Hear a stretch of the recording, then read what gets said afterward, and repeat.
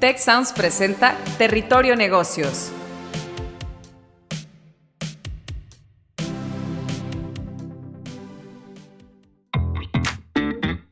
Ahora entramos a Territorio Negocios. Un espacio de diálogo y reflexión sobre las nuevas tendencias y transformaciones de los negocios en México, América Latina y el mundo. Yo soy Alicia Galindo. Yo soy Jaime Martínez y te damos la bienvenida al podcast de EGADE Business School y la Escuela de Negocios del Tecnológico de Monterrey.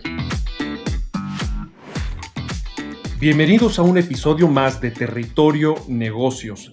En esta ocasión con el importante tema de los efectos económicos globales de la guerra en Ucrania. Los invitamos a unirse a la conversación que estamos teniendo en redes sociales con el hashtag Territorio Negocios y comentar, por supuesto, sus impresiones y opiniones de lo que estaremos discutiendo en este y cualquier otro episodio de Territorio Negocios. Vamos a darle la bienvenida a nuestro invitado, que es Jorge Soto, Risk Practice Director en Quantum Risk Management y profesor de la materia de derivados en la Escuela de Negocios del Tecnológico de Monterrey. Yo soy un servidor, Jaime Martínez, decano regional para la Ciudad de México de la Escuela de Negocios del Tecnológico de Monterrey. Los riesgos geopolíticos para la economía global han sido una constante en la última década, desde el enfrentamiento económico entre China y Estados Unidos hasta el triunfo de gobiernos populistas en muchas partes del mundo. Sin embargo, estos riesgos han sido sorteados en su gran mayoría hasta recientemente que Rusia decidió incursionar en territorio ucraniano, desatando un conflicto armado. Rusia es la 11ª economía más importante del mundo y uno de los mayores productores de materias primas, con particular relevancia en productos energéticos. Más allá de las caídas en los mercados y de las primeras señales de desabasto ya en ciertos productos, este conflicto en Ucrania amenaza directamente el crecimiento de la economía global y empeorar las perspectivas inflacionarias. Jorge, dando pie y conectando con este contexto, pues sabemos que Ucrania está viviendo plena y totalmente una economía de guerra, algo que hacía ya muchos años no veíamos en el continente europeo, y Rusia, a su vez, como país agresor, empieza a notar los estragos de las sanciones que en Occidente se han impuesto sobre su economía. Me encantaría que compartieras con la audiencia y fuéramos discutiendo las implicaciones que este conflicto pudiera estar teniendo en los dos territorios directamente involucrados y que acabo de mencionar. O sea, por un lado, a ver, ¿cuál es el impacto sobre la economía ucraniana? Pero por otro lado, en la economía de Rusia de este conflicto. Muy bien, Jaime. Buenas tardes. Gracias por la invitación. Recientemente el Fondo Monetario Internacional advirtió que la guerra en Ucrania tendría un fuerte y severo impacto en la economía mundial y ha avisado que los países con lazos económicos con Ucrania y Rusia están expuestos a un riesgo especial, por lo que podrían sufrir escasez de bienes, además de interrupciones en la cadena de suministro. Recientemente el Fondo Monetario Internacional y el Banco Mundial están preparando un paquete de ayuda de alrededor de 4.400 millones de dólares para apoyar a Ucrania, según el último comunicado de estas dos instituciones, ¿no? Para dar algo de contexto de lo que está sucediendo, el 50% de las exportaciones rusas provienen de petróleo y gas natural, ¿no?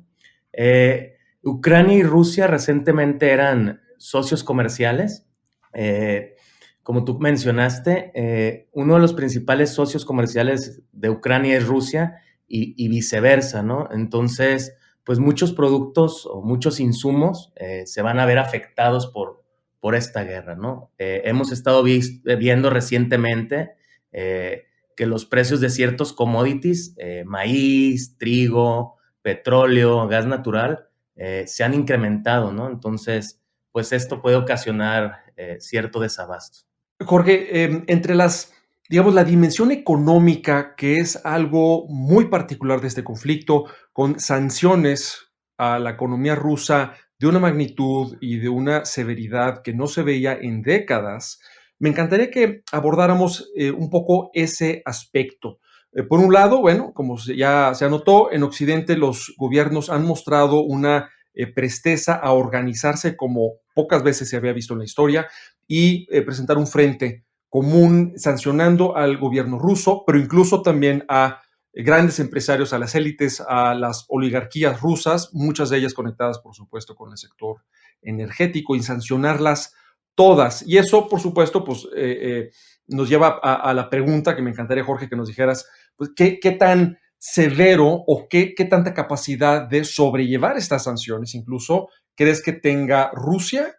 Y oye, y después de que nos platiques eso, Jorge, me encantará preguntarte si también crees que eso, precisamente por el lado inflacionario, crees que tenga doble filo para las economías occidentales y del resto del mundo. Sí, de acuerdo. Mira, recientemente Estados Unidos, Canadá, Reino Unido, Japón, Francia, Italia y Alemania han respondido imponiendo una serie de sanciones económicas. Dentro de las sanciones económicas que se están dando, incluyen la congelación de activos fuera de los 4 principales bancos rusos, un veto de exportación para productos de alta tecnología en las áreas de semiconductores, aeroespacial y naval, y limitantes para negociar en las monedas de países que se están adhiriendo a dichas sanciones. Cabe señalar también que la bolsa de Moscú ha disminuido alrededor de un 40%. Las tasas de interés se han ido de 11 al 15% más o menos, y el precio del rublo pues también está en mínimos históricos. El gobierno de Rusia tiene un par de aliados en el mundo. Uno de ellos es China, y es un país con el cual suele actuar coordinadamente en las Naciones Unidas. Hasta el momento, China no ha ofrecido apoyo a las acciones de Moscú, no las ha estado apoyando, pero tampoco las ha cuestionado. Y dijo que comenzará a importar trigo ruso. Esta medida podría aliviar el impacto de las acciones occidentales sobre Rusia. En América Latina, Rusia cultiva fuertes lazos con Cuba, Venezuela y Nicaragua, mientras que en Medio Oriente Moscú tiene presencia en Siria desde el 2015. Bueno, y oye, tienes ahí, Jorge, a Kazajstán también como un aliado, ¿no? Que recientemente se ha visto beneficiado por la disposición de Putin a mandar tropas, ¿no? Para mantener el orden y la paz con los disturbios recientes, ¿no? Nomás anotando ahí a la lista de aliados, que son importantes y son muchos. De acuerdo. Sí, con respecto a la otra pregunta que me comentabas, con respecto a la inflación ha sido un tema importante y no es aislado a la guerra, ¿no? Entonces, antes de que empezara el conflicto entre Rusia y Ucrania, habíamos visto inflación que no se ha dado la inflación que no se ha dado en los últimos 20 años, tanto en México como en Estados Unidos, ¿no? O sea, tenemos inflación históricamente alta. Rusia es uno de los mayores exportadores de petróleo y gas natural, como ya les mencionaba. Estas sanciones económicas que le van a poner a Rusia de prohibir o que los gobiernos van a prohibir la compra de petróleo, pues podría ser como un efecto boomerang, ¿no? Que por una parte va a hacer que el precio de los energéticos se incrementen. Este impacto pues sería notorio principalmente en Europa, el cual depende mucho del gas natural que proviene de Rusia, ¿no? Otro de los riesgos aquí importantes es el riesgo que tiene la deuda de Rusia. En finanzas se le conoce como riesgo de default y es el riesgo asociado a que alguien que emite deuda o alguien que pide dinero, ¿no? Por así decirlo, no pague esa deuda. Con respecto a esto, el Ministerio de Finanzas ruso afirmó que abonará las deudas soberanas en su totalidad y que lo haría a tiempo, pero que los pagos podrían verse obstaculizados por las sanciones internacionales. ¿Qué quiere decir esto? Que ellos quieren pagar, pero pues como parte de sus reservas están congeladas en distintos bancos, pues puede ser que no sea posible que paguen, ¿no? Sí, no tienen con qué pagar, ¿no? Exactamente. Dijeron también que la posibilidad real de realizar dichos pagos a los no residentes dependerán mucho de las medidas de limitación introducidas por los estados extranjeros con respecto a Rusia, ¿no? Esto plantea la posibilidad de un impago de manera técnica después de que gran parte de sus cuentas, alrededor de 640 mil millones de dólares, que tienen reservas han sido congeladas por Occidente, ¿no? De acuerdo, Jorge, y a la par de los elementos económicos y financieros que yo sé que preocupan mucho a la audiencia y a los que vamos a volver en un par más de preguntas, me interesa también que conversemos sobre el aspecto cultural. El gobierno ruso y Putin pareciera estar jugando a polarizar la opinión pública de su país, intentando vender el conflicto o que sea concebido el conflicto como una confrontación entre el resto de los países o bien Occidente, entre comillas, y Rusia. Y en la medida en la que está habiendo sanciones, que tú ya describiste muy bien, que están afectando profundamente la vida diaria de millones de rusos, pues estamos de alguna manera socavando al pueblo ruso que no necesariamente está ni de acuerdo ni apoyó la decisión del gobierno de incursionar en Ucrania. De hecho, hemos visto en las noticias manifestaciones, movilizaciones en las calles que han sido duramente reprimidas por el gobierno ruso. Hay activistas y protestantes que han sido encarcelados. Es decir, no debemos asumir que la sociedad rusa está unánimemente de acuerdo con la guerra y sin embargo, pues estas sanciones están castigando justamente a ellos. Y eso podría jugar a favor quizás de Putin en este ejercicio pues, discursivo, ¿no? De poner al pueblo ruso en contra del resto del mundo, ¿no? O como la víctima del resto del mundo. ¿Crees que hay un riesgo real de esta manipulación cultural o discursiva en la opinión pública rusa? Pues, no sé si el hecho de polarizar tenga cierto impacto económico. Yo creo que más bien es irnos a los hechos y pues los hechos es que 30% del petróleo que usa Europa proviene de Rusia, por ejemplo. 40% del gas natural que usa Europa proviene de Rusia y Y 11%. otras fuentes alternativas, por más que se estén acelerando las investigaciones al respecto y las energías pues más verdes, pues no, eso no va a cambiar lo que estás escribiendo, ¿no? Exactamente, o sea, por ejemplo, localmente en México, la Comisión Federal de Electricidad produce energía eléctrica, te podría decir que en más de un 90% de combustibles de fósiles. Entonces, pues esto va a tener un impacto fuerte en los precios de la energía también, ¿no? O sea, el petróleo básicamente se utiliza para todo, ¿no? Gasolina, para producir gasolina y otro tipo de combustibles, para producir gas butano, asfalto, fertilizantes, telas, plásticos, Sí, detergentes, toda pinturas, la petroquímica secundaria. todo. Oye, Jorge, ahora, en la medida en la que estamos anticipando una importante alza en los precios del petróleo, ¿crees que eso es buena noticia fiscalmente, al menos para el gobierno mexicano? Sí, a México lo podría beneficiar porque pues gran parte de los ingresos están relacionados por la venta de petróleo. Sin embargo, México ha usado cierto tipo de coberturas o tiene cierto tipo de coberturas, o constantemente las usa para amarrar el precio de venta del petróleo. Hay ciertos u otro tipo de factores económicos, creo yo, que le pueden afectar más a México que específicamente lo que está pasando entre Rusia y Ucrania, ¿no? O sea que ahí, tú que eres profesor, por cierto, nuestro de derivados, Jorge, así como otros países se han protegido contra alzas en el precio y México ha preacordado ese precio, pues una alza en los precios no sería una gran fuente de ganancias económicas para el gobierno mexicano por esto mismo, que ya está pactado el precio. ¿Eso es correcto? Es correcto, o sea, tienen cierto tipo de coberturas o han hecho coberturas donde acuerdas vender el precio del petróleo o más, donde acuerdas vender el petróleo a cierto precio, y pues con eso como todo tiene dos ventajas, pues la primera es que sabes dónde vas a vender, ¿no? Y si el precio del petróleo baja, pues hubiese sido una buena estrategia, ¿no?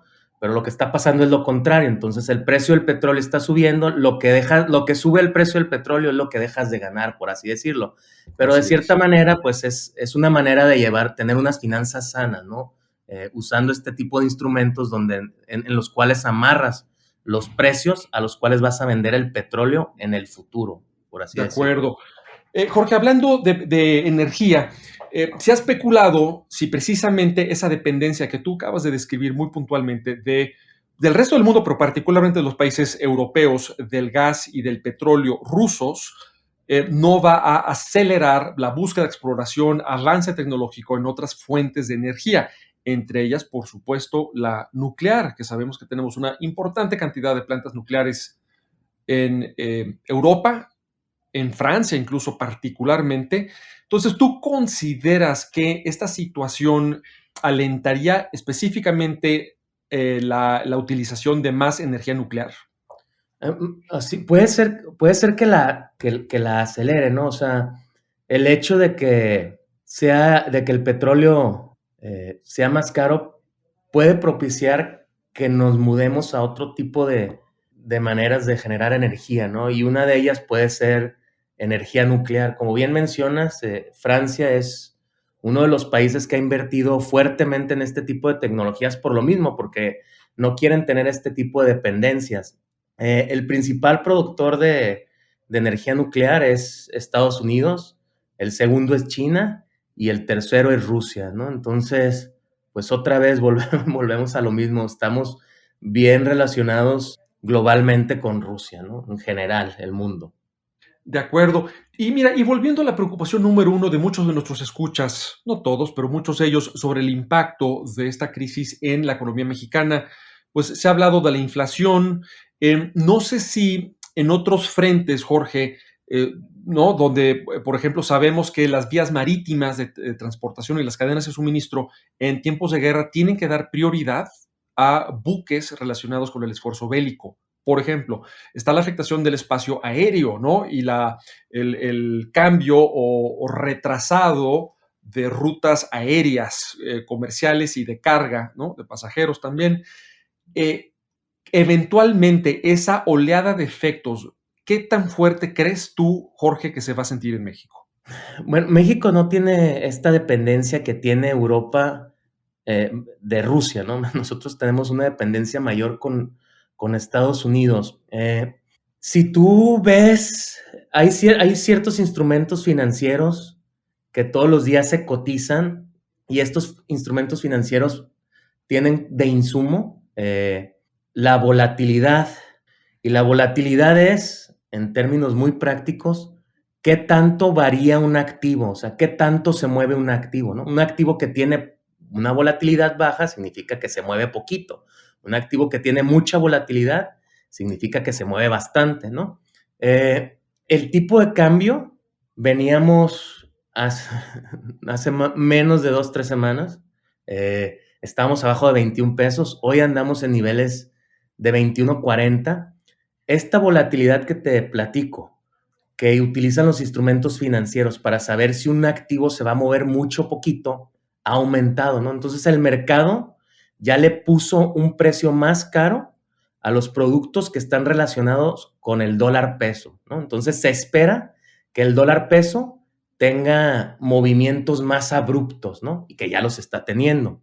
Del lado de las bolsas vemos lo mismo.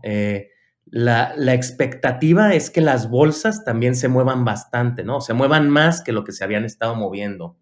Con respecto al riesgo de default, que es otra variable importante, comprar un seguro para cobrar en caso de que Rusia no pague su deuda es 12 veces más caro que hace un mes, por así decirlo, ¿no? Entonces, estos instrumentos, por ejemplo, si yo compro un bono y un bono me paga una tasa de interés del 7% y el instrumento específicamente se llama Credit Default Swap, me cuesta un 2%, significa que yo al final del día me voy a llevar un 5% únicamente. ¿Por qué? Porque recibo un 7% de Rusia o del país que haya emitido la deuda y me cuesta un 2% cubrirla. Entonces, neto me llevo solo un 5%. Entonces, estos instrumentos, dentro de ellos está la probabilidad de que el país o el emisor de la deuda deje de pagar, ¿no?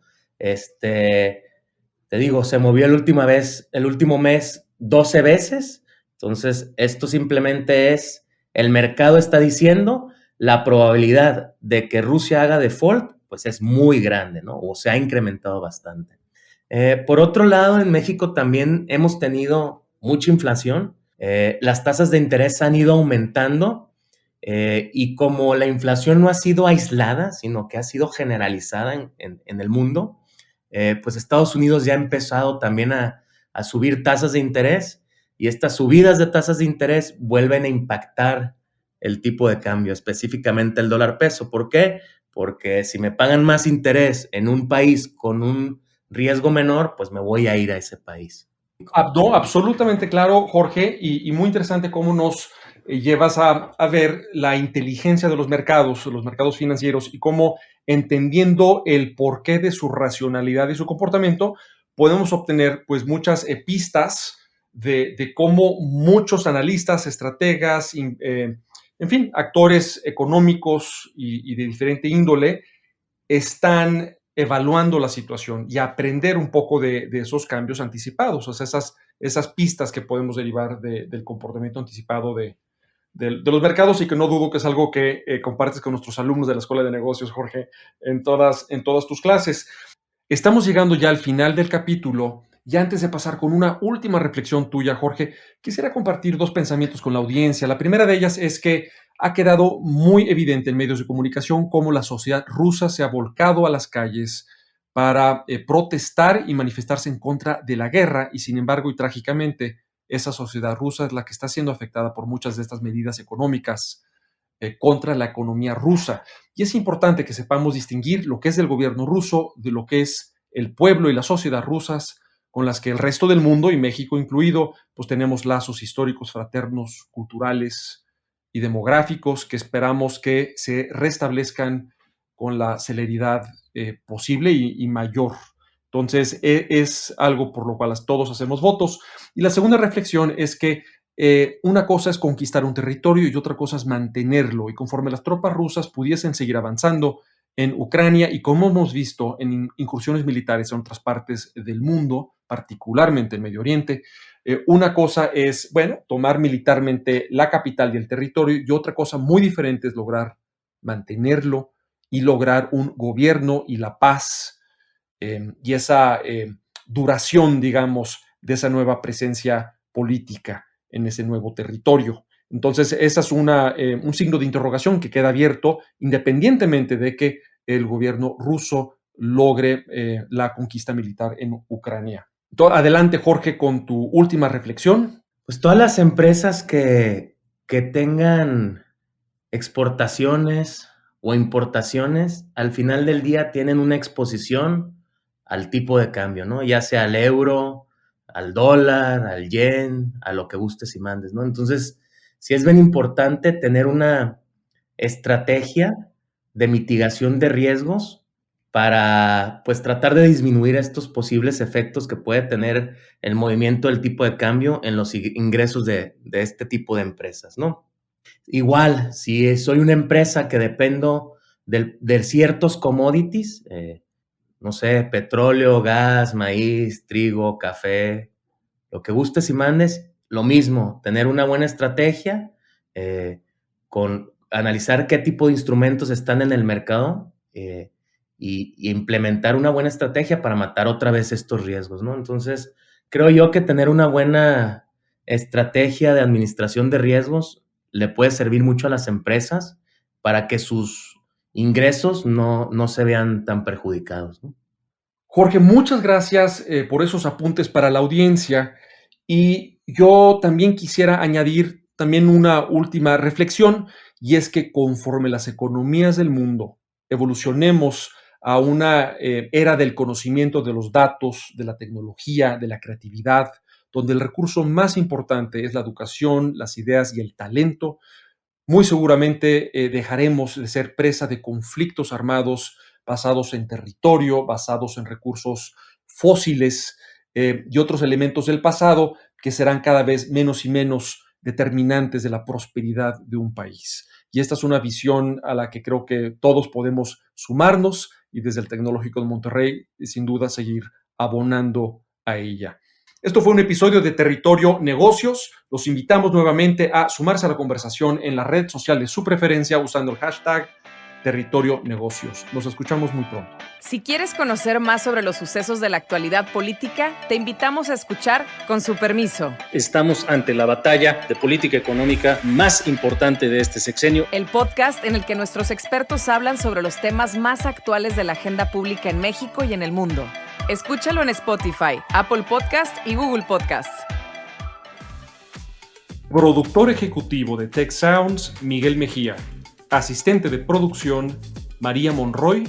Productores de Territorio Negocios, Carla Díaz, Diana Velázquez, Sonia López, José Ángel de la Paz y Santiago Velázquez. Diseño, Victoria Segura, Daniela Solís, Lisette Rodarte y Regina González.